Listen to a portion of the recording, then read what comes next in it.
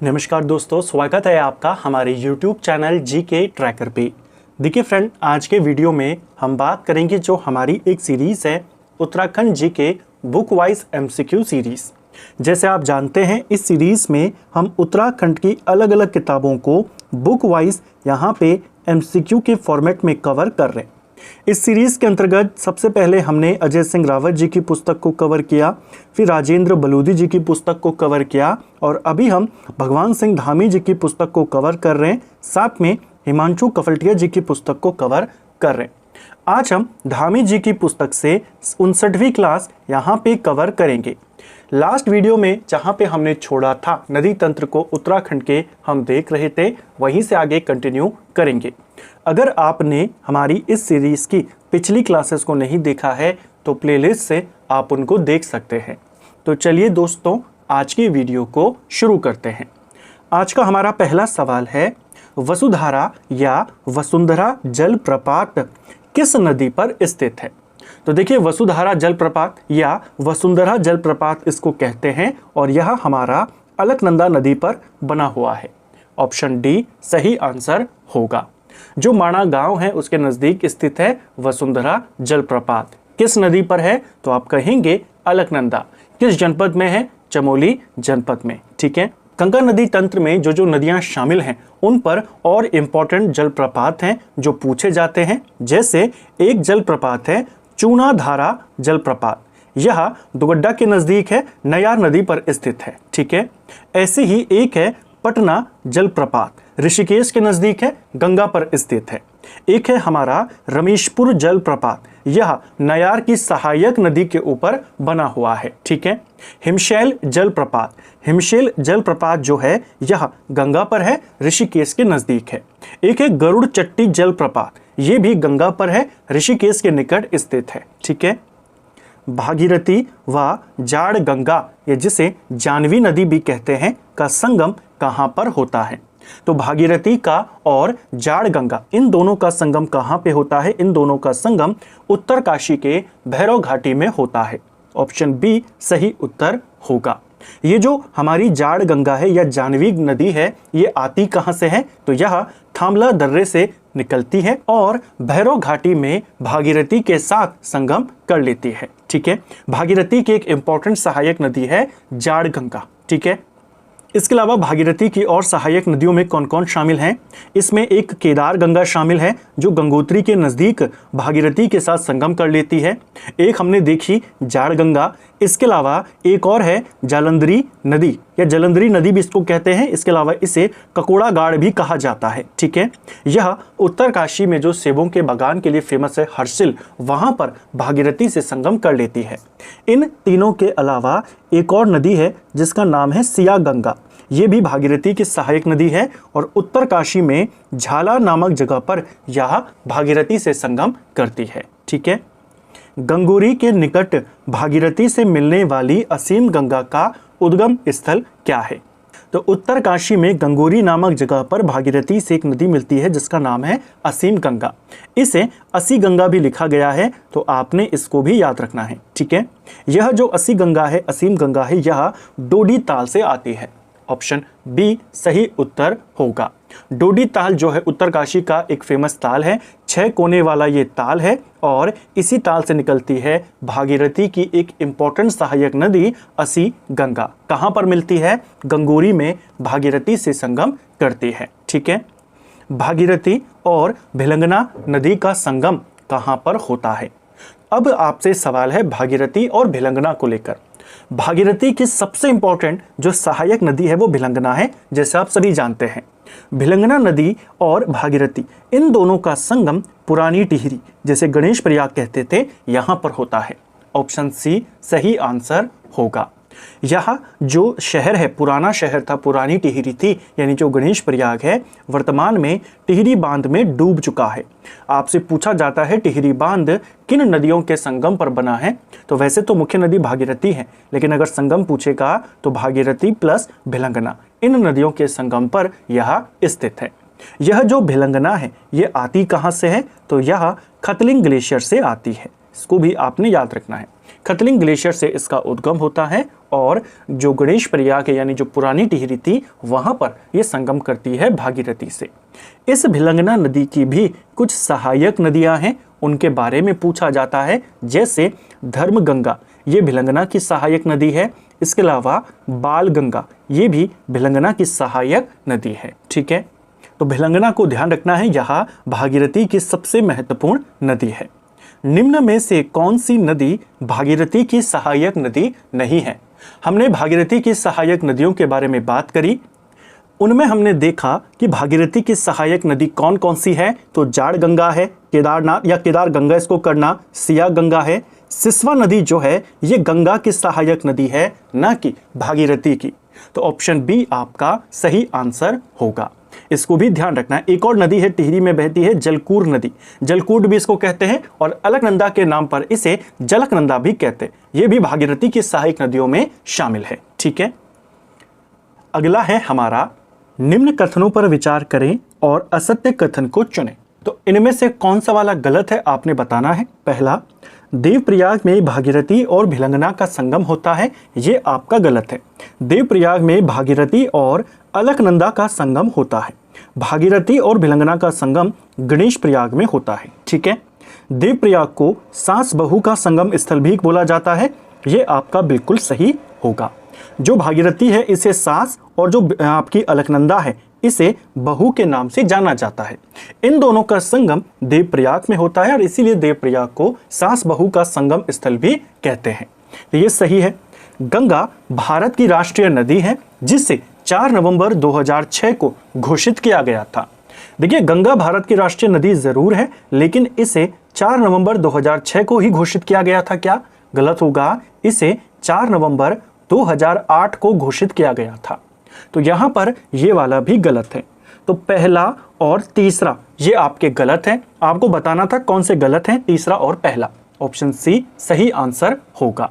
कुछ और इंपॉर्टेंट बातें जो गंगा को लेकर पूछी जाती हैं। गंगा एक्शन प्लान इसे कब शुरू किया गया था? गंगा एक्शन प्लान 1985 में बनारस से इसे शुरू किया गया था। स्पर्श गंगा अभियान इसे कब शुरू किया गया? स्पर्श गंगा अभियान 17 दिसंबर 2009 को शुरू किया गया था। ठीक है, गंगा स्वच्छता दिवस 17 दिसंबर को ही मनाया जाता है। अगर हम बात करें नमामि गंगे अभियान की, जो नमामि गंगे अभियान है इसे औपचारिक रूप से 2016 में हरिद्वार के ऋषिकुल मैदान से शुरू किया गया था। ठीक है, घोषणा इसकी जो शुरुआत होती है, इसका जो पहला चरण शुरू होता है वो 2014 में होता है, लेकिन आधिकारिक रूप से अगर हम बात करते हैं वो 2016 में इसकी शुरुआत होती है। राष्ट्रीय गंगा परिषद ये 2016 में बनाई गई थी और गंगा नदी बेसिन प्राधिकरण ये 2009 में बनाया गया था। ठीक है, अगला, देवप्रयाग से हरिद्वार तक गंगा की लंबाई कितनी है? तो देखिए, गंगा नदी जो है 2 नदियों से मिलकर बनी है, अलकनंदा और भागीरथी। इसे गंगा का नाम मिलता है देवप्रयाग में। ठीक है, देवप्रयाग के बाद जो आगे बहती है उसे हम कहते हैं गंगा। गंगा नदी उत्तराखंड में देवप्रयाग से हरिद्वार तक बहती है और इसकी लंबाई है 96 किलोमीटर। ऑप्शन बी सही आंसर होगा। हरिद्वार के बाद ये मैदानी राज्यों में या उत्तराखंड के बाहर चली जाती है। ठीक है, रायवाला के पास गंगा से कौन सी नदी मिलती है? तो देहरादून में रायवाला के नजदीक गंगा के साथ कौन सी नदी मिलती है? देखिए, देवप्रयाग के बाद गंगा का जो तंत्र है उसमें और नदियां शामिल होती हैं, जिसके बारे में अब हम बात करेंगे। इसमें नयार नदी इंपॉर्टेंट है। इसके अलावा आपकी चंद्रभागा नदी हो गई, सोंग नदी हो गई, रतमाऊ सोलानी हो गई, ये सारी नदियां देवप्रयाग के बाद गंगा में मिलती हैं। उसी में एक है रायवाला के नजदीक गंगा से मिलती है, इसका नाम है सोंग नदी। ऑप्शन ए सही आंसर होगा। ये जो सोंग नदी है ये किसकी सहायक नदी है? गंगा की सहायक नदी है। अगर हम इस सोंग नदी की सहायक नदियों की बात करें, इसकी सहायक नदियों में एक नाम आता है सिसवा, एक नाम आता है वाल्दी और एक नाम आता है विद्यालना रॉ। ये इसकी 3 सहायक नदियां हैं। ये तीनों की तीनों किसकी हैं? सोंग की सहायक नदी है। और खुद सोंग किसकी है? गंगा की। इसमें भी ये जो सिसवा नदी है इसकी सहायक नदियां 2 इंपॉर्टेंट हैं। एक है रिस्पना, काफ़ी इंपॉर्टेंट नदी है देहरादून की, काफ़ी फेमस है, और एक है विंदाल। तो रिस्पना और विंदाल नदियां सिसवा की सहायक हैं, सिसवा सोंग की सहायक है, सोंग गंगा की सहायक है। ठीक है। दून घाटी की प्रमुख नदी सोंग की निम्न में से कौन सी नदी सहायक नदी नहीं है? तो कौन सी नदी है जो इसकी सहायक नदियां नहीं है? सिसवा इसकी सहायक नदी है, विद्यालना रौ इसकी सहायक नदी है, जबकि रिस्पना और विंदाल ये दोनों की दोनों सिसवा की सहायक नदी है। तो डायरेक्टली सोंग में नहीं जाती, पहले सिसवा में जाती है, फिर सिसवा सोंग में जाती है। तो ऑप्शन आपका जो बी है और जो डी है ये यहाँ पे सही होगा। बी और डी सोंग की सहायक नदी नहीं है। ठीक है। ऋषिकेश नगर निम्न में से किन नदी संगम पर स्थित है? जो हमारा ऋषिकेश है यह गंगा और चंद्रभागा नदी के संगम पर स्थित है। ऑप्शन बी सही उत्तर होगा। पूर्वी नयार और पश्चिमी नयार का संगम कहां पर होता है? जो पूर्वी नयार नदी है, जो पश्चिमी नयार नदी है, इन दोनों का संगम सतपुली के निकट होता है। ऑप्शन बी सही आंसर होगा। सतपुली तक ये दोनों नदियां अलग अलग नामों से बहती हैं, एक को पूर्वी नयार, एक को पश्चिमी नयार कहते हैं। सतपुली में इन दोनों नदियों का संगम होता है और उसके बाद नयार नदी आगे बहती है। नयार नदी का पौराणिक नाम क्या है? तो इसे नवालका के नाम से जाना जाता था। ठीक है। ये जो दोनों नदियां हैं, दोनों नयार नदियां हैं, ये आती कहां से हैं? तो दूधातोली श्रृंखला से आती हैं। ठीक है। नेक्स्ट है, निम्न में से कौन सी नदी पौड़ी की ब्यास घाट के पास गंगा नदी में मिलती है? तो ब्यास घाट के नजदीक फूलचट्टी नामक जगह पर गंगा के साथ संगम करती है नयार नदी। ऑप्शन बी सही आंसर होगा। फूलचट्टी नामक जगह पर जो ब्यास घाट में पड़ती है, यहां पर यह संगम करती है गंगा के साथ। ऑप्शन बी सही उत्तर हो जाएगा। ठीक है। नयार नदी का जैसे मैंने आपको कहा पौराणिक नाम क्या है? नवालका। इसके अलावा पौराणिक ग्रंथों में नयार नदी के कुछ और नाम दिए गए हैं, जैसे कुशजीर्ण नदी, ये भी नयार नदी का नाम है। इसके अलावा खीर गंगा, ये भी नयार नदी का नाम मिलता है कुछ ग्रंथों में। इसके अलावा शाणी नदी, ये भी इसी का मिलता है। ठीक है। उत्तराखंड के किस जिले में गंगा नदी तंत्र में रतमाऊ और सोलानी नदियां शामिल होती हैं? तो गंगा नदी तंत्र का हिस्सा है ये दोनों नदियां, रतमाऊ और सोलानी। इन दोनों का संगम गंगा के साथ हरिद्वार में होता है।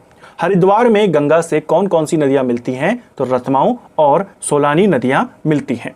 ऑप्शन डी सही आंसर होगा। ठीक है। अगला, पश्चिमी रामगंगा का उद्गम कहां से होता है? जो पश्चिमी रामगंगा है यह गंगा की सहायक नदी है। कन्नौज के पास ये गंगा नदी में जाकर मिल जाती है उत्तराखंड के बाहर। उत्तराखंड में इसका संगम गंगा से नहीं होता। ये जो पश्चिमी रामगंगा है ये आती कहां से है? ये हमारी दूधातोली श्रेणी से आती है। ऑप्शन ए सही आंसर होगा। दूधातोली श्रेणी से उत्तराखंड की 5 इंपॉर्टेंट नदियां आती हैं, जिसमें दोनों नयार नदियां, पूर्वी नयार, पश्चिमी नयार, इसके अलावा आटागाड़ नदी और बूनो नदी और पश्चिमी रामगंगा, ये पांचों आती हैं दूधातोली श्रृंखला से। यह जो पश्चिमी रामगंगा है इसे राट वाहिनी या रत वाहिनी भी कहा गया है, इसको भी याद रखना है। ठीक है। उत्तराखंड में दूधातोली से निकलने वाली वह नदी कौन सी है जिसे स्कंद पुराण में रत वाहिनी कहा गया है? तो रत वाहिनी पश्चिमी रामगंगा को कहा गया है। ऑप्शन सी सही उत्तर होगा। जो पश्चिमी रामगंगा है यह कन्नौज के पास गंगा के साथ संगम कर लेती है। पश्चिमी रामगंगा की सहायक नदियों में बीनो नदी, गागस नदी, ये सारी आती हैं। ठीक है। इसको रतवाहिनी के नाम से जाना जाता है। इसका मूल नाम परशुराम गंगा था, इसे भी ध्यान रखना। कालांतर में केवल रामगंगा हो गया। ठीक है। शुरुआत में इसे रिथिया के नाम से भी जाना जाता है, पूछा जा सकता है। ठीक है। पूछा जाता है नदियों के तटों पर स्थित शहर, तो गैरसैंण हो गया, अल्मोड़ा का चौखुटिया हो गया, भिकियासैंण हो गया, सल्ट हो गया, कालागढ़ हो गया, बूढ़ा केदार हो गया, वह सब इसी रामगंगा और इसकी सहायक नदियों के तटों पर स्थित हैं, खासकर रामगंगा। ठीक है। जो रामगंगा है इसका प्रवाह तंत्र दोनों मंडलों में है, कुमाऊं में भी है, गढ़वाल में भी है, इसे भी याद रखना है। ठीक है। अगला, कालागढ़ बांध किस नदी पर बना हुआ है? तो लगभग 1970 का ये बांध है, कालागढ़ बांध, जो बना हुआ है रामगंगा के ऊपर, इसी पश्चिमी रामगंगा के ऊपर। ऑप्शन डी सही उत्तर है। निम्न में से कौन पश्चिमी रामगंगा की सहायक नदी है? तो पश्चिमी रामगंगा की सहायक नदियों की हमने अभी बात करी, इसमें गागस नदी, बीनो नदी, बिरमा नदी, ये सारी शामिल हैं। ऑप्शन डी इसका सही आंसर होगा, उपयुक्त सभी। उत्तराखंड में इसकी कुल लंबाई जो है दूधातोली से लेकर कालागढ़ तक 155 किलोमीटर है। कालागढ़ के बाद ये उत्तराखंड से बाहर चली जाती है, मुरादाबाद होते हुए कन्नौज जाती है, कन्नौज में गंगा के साथ संगम कर लेती है। ठीक है। उत्तराखंड राज्य की वह नदी जिसका नाम गर्ग ऋषि से प्रेरित है, जो दूनागिरी से निकलकर भिकियासेन के निकट पश्चिमी रामगंगा में शामिल हो जाती है। तो इनमें से कौन सी नदी है जो भिकियासेन में रामगंगा से मिलती है? काफ़ी इंपॉर्टेंट ये संगम है। क्वेश्चन आया है पेपर में कि भिकियासेन में किन किन नदियों का संगम होता है, तो पश्चिमी रामगंगा और गागस नदी। गागस नदी का नाम गर्ग ऋषि के नाम से प्रेरित है, इसको भी याद रखना है। ठीक है। लंगूरगाड़ और सिलगाड़ नदियों का संगम किस स्थान पर होता है? दो और इंपॉर्टेंट नदियां हैं, लंगूरगाड़ और सिलगाड़। ये दोनों की दोनों नदियां दुगड्डा में आपस में मिलती हैं। ऑप्शन सी सही आंसर होगा। मिलने के बाद इनको एक नया नाम मिलता है, खोह नदी। और जो कोटद्वार है, गढ़वाल का प्रवेश द्वार इसको कहा जाता है, कोटद्वार इसी खोह नदी के तट पर स्थित है। कोटद्वार में एक प्रसिद्ध मंदिर है सिद्धबली बाबा मंदिर। जो सिद्धबली मंदिर है वह भी इसी खोह नदी के तट पर स्थित है।